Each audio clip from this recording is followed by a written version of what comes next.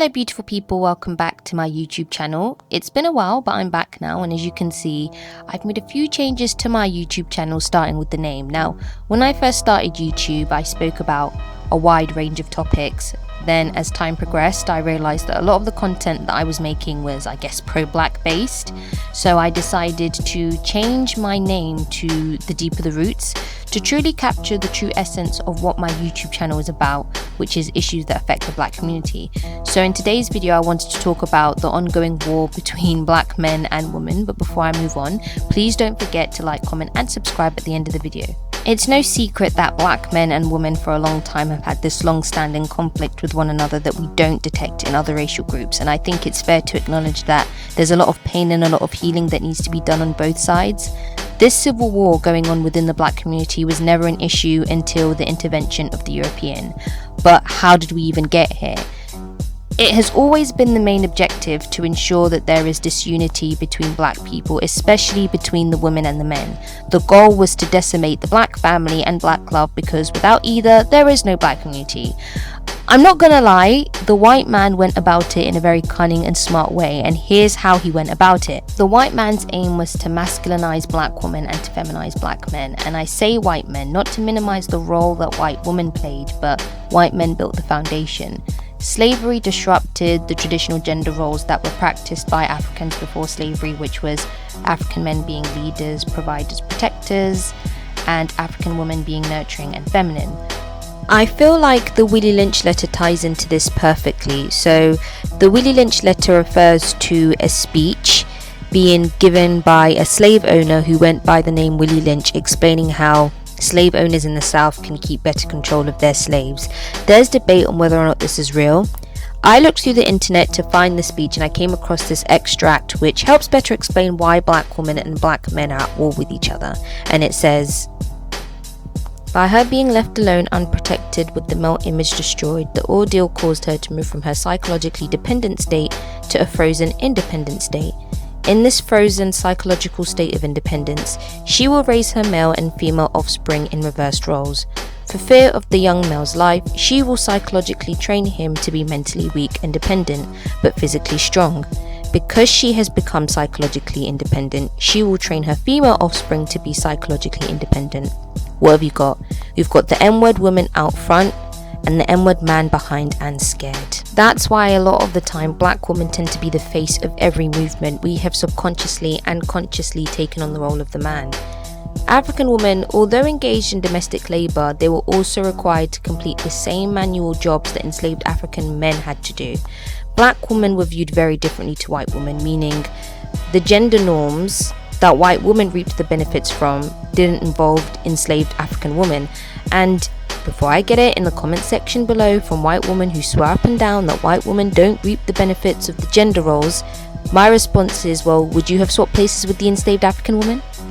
This is my issue with white women creating this false sense of sisterhood amongst black women, knowing full well that black women and white women don't face the same reality, which more or less explains why black women are not these docile, vulnerable flowers that a lot of black men want us to be. And this also explains black woman's argument of why black men have lacked in the leadership role. Both sides are completely unaware of the fact that both white men and white women are puppet masters orchestrating this whole thing.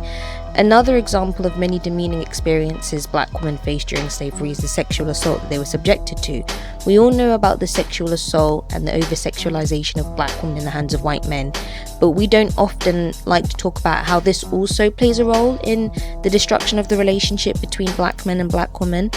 Of course, now we see the over-sexualization of black women rap videos, most of the time in the hands of black male rappers.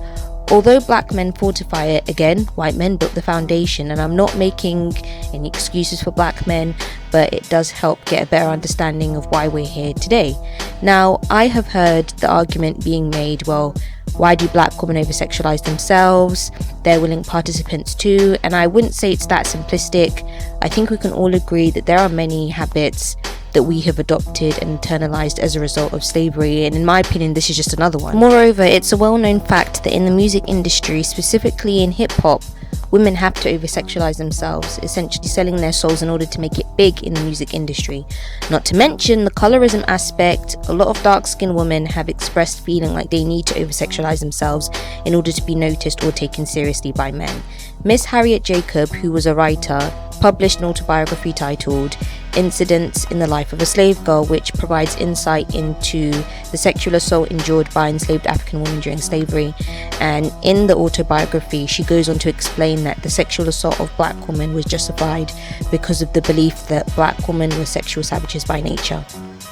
Both black men and black women bear the scars of slavery, and they face the same level of violation, just in different ways. So going back to the point I made earlier of white men masculinizing black women, feminizing black men, aside from the lynchings, the brandings and the burnings, we don't talk about the sexual assault enslaved African men endured during slavery. Being sexually assaulted is the most horrific experiences anyone can go through, whether you're a man or a woman.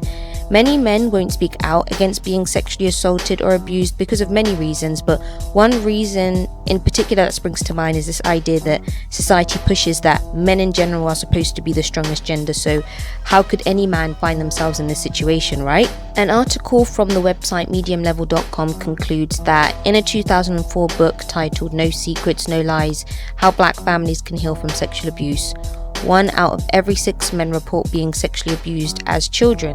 In the 2011 Psychology Today article talking about sexually abused boys and the men they become, author and psychologist Richard B. Gartner affirms that there are toxic gender expectations that are pushed towards men, and society teaches that boys can't be victims. The article goes on to say that society preaches this notion that real men initiate sexual activity and want sex whenever it's offered, especially by women.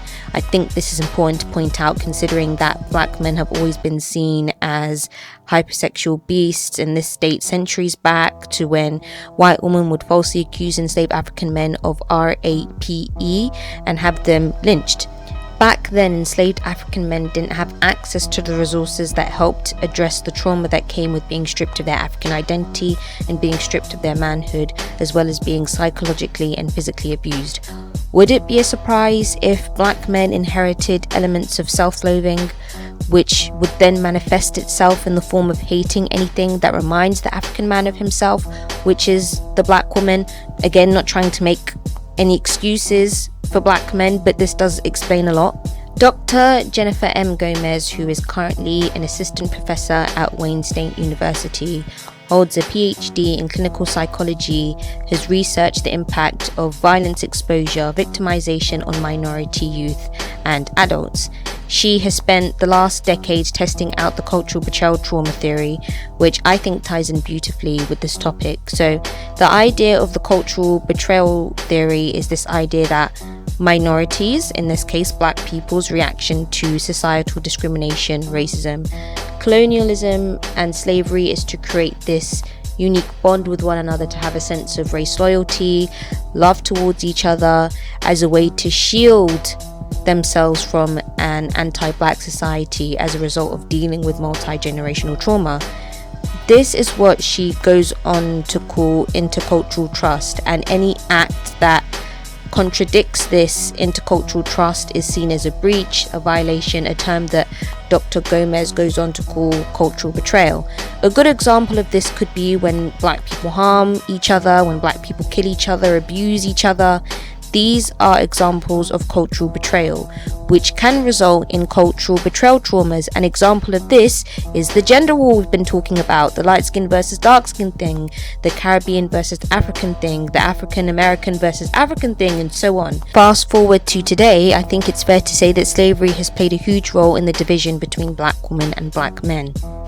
So to sum everything up, I personally think that the reason for the black male and female divide is the reverse in gender roles, the violation of intercultural trust, and the constant perpetuation of cultural betrayal.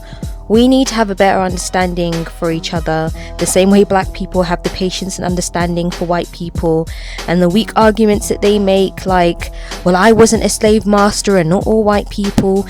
even though they themselves are not doing anything to set themselves apart from the racist ones, is the same level of understanding I expect to see amongst black people. I almost fell into that trap during the Black Lives Matter protest, seeing all of these videos of black women being beaten or abused by black men. I needed to stop consuming certain things on social media. Not to say ignore the stories and support black men that abuse black women. Of course, that's not what I'm saying. I would never encourage black women blindly supporting just any brother. What I am saying is, do your own research and make up your own mind, as opposed to being influenced by what you see on social media. And vet every brother that you meet, and if they seem like a cool person, then you can move on from there, and the same thing goes for black men. I can't speak for every single black woman, because I know not every sister has the same experiences with black men as I do, but 90% of the black men that I know are really, really nice guys. And of course, the 10% of the black men that I know that aren't great guys, I would never ever support them. I would never encourage that black women support random black men, because, I mean, let's just be honest, like, why would you support somebody who doesn't have your best interests at heart? Whether we like it or not, black women and men are a direct reflection of each other, and we do need each other in order for the black family and the black community to flourish. Hey guys, thank you so much for watching. If you liked that, please don't forget to like, comment and subscribe. If you made it this far, thank you very much. I'm gonna try my hardest to be consistent. It's really hard because I'm really busy, but I will try my best. But anyway guys, bye.